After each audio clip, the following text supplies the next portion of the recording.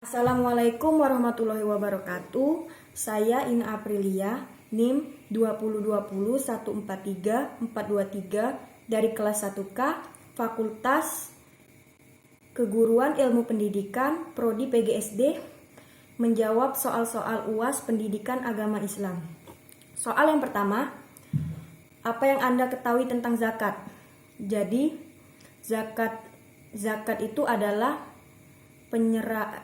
pemberian harta berdasarkan kadar dan syarat tertentu kepada yang wajib menerima sebagai ibadah wajib kepada Allah Subhanahu wa taala. Jadi zakat itu hukumnya wajib setiap muslimah dan zakat termasuk dalam rukun Islam yang keempat. Kemudian jika seorang petani panen sawah menghasilkan beras sebanyak 1000 kg. Berapa zakat yang harus dibayar jika menggunakan sawah tada hujan dan berapa zakat yang harus dibayar jika menggunakan sawah irigasi? Cara penghitungannya diketahui bahwa nisab untuk hasil panen seperti beras itu 750 kg. Jika menggunakan sawah tada hujan, persentasenya 10%. Jika menggunakan sawah irigasi, persentasenya 5%. Cara hitung diketahui bahwa hasil panennya sebanyak 1000 kg, jadi melebihi nisabnya. Cara hitungnya. Jadi zakat yang harus dibayar jika menggunakan sawah tada hujan 1000 kg dikali 10%, jadi hasilnya 100 kg. Jadi zakat yang harus dibayar jika menggunakan sawah tada hujan sebanyak 100 kg beras. Jika menggunakan sawah irigasi, zakat yang harus dibayar 1000 dikali 5%, jadi hasilnya 50%. Jadi zakat yang harus dibayar jika menggunakan sawah irigasi sebesar 50 kg beras.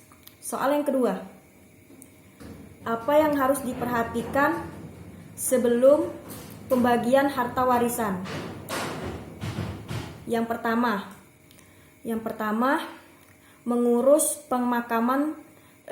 Keluarga yang ditinggalkan harus menyelesaikan dan mengurus pemakaman sampai selesai. Yang kedua, menyelesaikan masalah hutang piutang seperti biaya perawatan, pengobatan, dan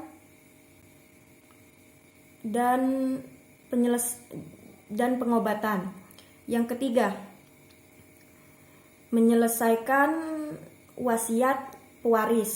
menyelesaikan masalah wasiat pewaris. Dan yang terakhir, melakukan pembagian harta warisan kepada pewaris yang memang berhak menerima.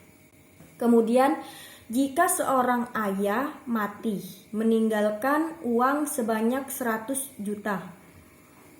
100 juta itu sudah termasuk biaya pengobatan rumah sakit, hutang piutang, dan biaya pemakaman. Meninggalkan 1 orang istri, 2 orang anak laki-laki, dan 1 anak perempuan. Jadi cara hitungnya, suami tersebut meninggalkan uang sebanyak 100 juta. 100 juta, almarhum mempunyai hutang sebanyak 15 juta. Jadi sisa uangnya masih ada 85 juta. Kemudian biaya pengobatan rumah sakit yang dikeluarkan sebanyak 10 juta. Jadi sisa uang masih ada 75 juta. Biaya pemakaman 5 juta. Jadi uangnya masih ada 70 juta. Cara pembagiannya, istri 70 juta dikali 1/8. Jadi istri mendapatkan uang sebanyak 8.750.000. Jadi sisa uangnya masih ada 61.250.000. Mempunyai 2 anak laki-laki dan 1 anak perempuan. Anak laki-laki mendapatkan bagian lebih banyak daripada anak perempuan. Jadi 2 dikali 2, 4. Karena mempunyai satu anak perempuan, jadi 1 dikali 1, 1. 4 ditambah 1, 5. Jadi anak perempuan 61.250.000 dibagi 5. Hasilnya 12.250.000 untuk anak perempuan. Anak laki-laki 12.250.000 dikali 2. Hasilnya 24.500.000 untuk pembagian anak perempuan. Jadi itu adalah cara hitung pembagiannya. Soal yang kedua, soal nomor 3. Soal yang ketiga, apa yang Anda ketahui tentang akhlak? Baik itu akhlak kepada Allah, akhlak kepada sesama manusia, dan akhlak kepada alam semesta. Jadi akhlak adalah sifat yang ada di dalam diri, yang mendorong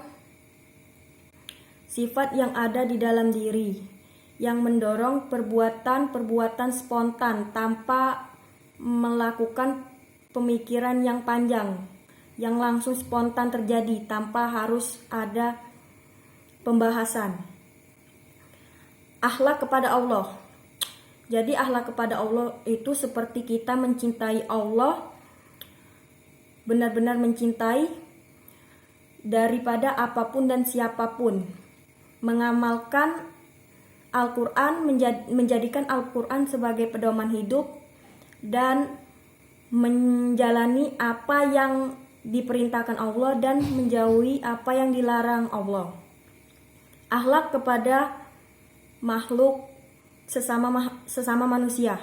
Jadi akhlak sesama manusia itu seperti kita mencontoh Nabi Muhammad, mencontoh Rasulullah, mengikuti sunnah-sunnahnya, menjauhi apa yang dilarangnya, dan mengikuti suri teladan Rasul.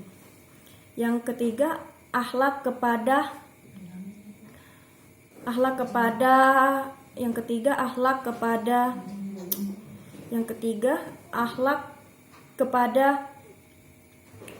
alam semesta.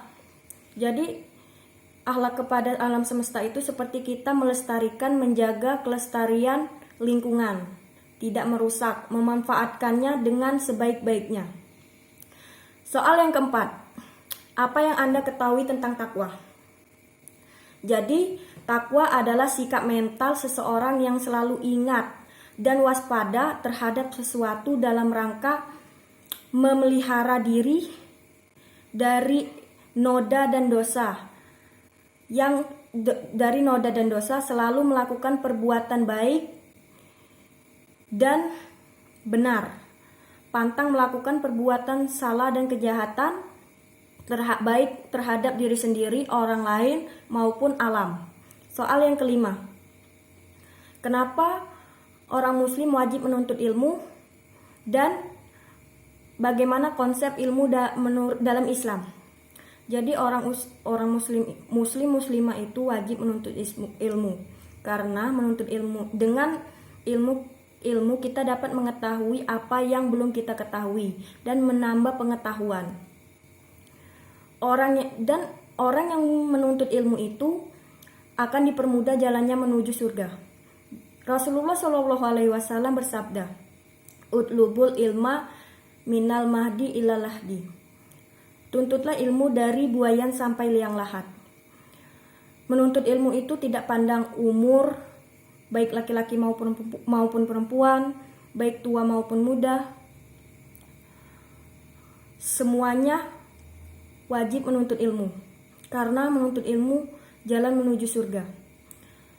Konsep ilmu dalam Islam dijelaskan dalam Al-Quran maupun hadis bahwa menuntut ilmu itu wajib. Orang yang menuntut ilmu itu akan dinaikkan derajatnya dan lebih baik daripada sholat sunnah 100 rakaat. Kemudian orang yang menuntut ilmu itu akan dilindungi oleh malaikat, karena menuntut ilmu itu bisa mengantarkan kita menuju surga. Demikianlah jawaban soal UAS Pendidikan Agama Islam dari saya. Saya akhiri. Wassalamualaikum warahmatullahi wabarakatuh.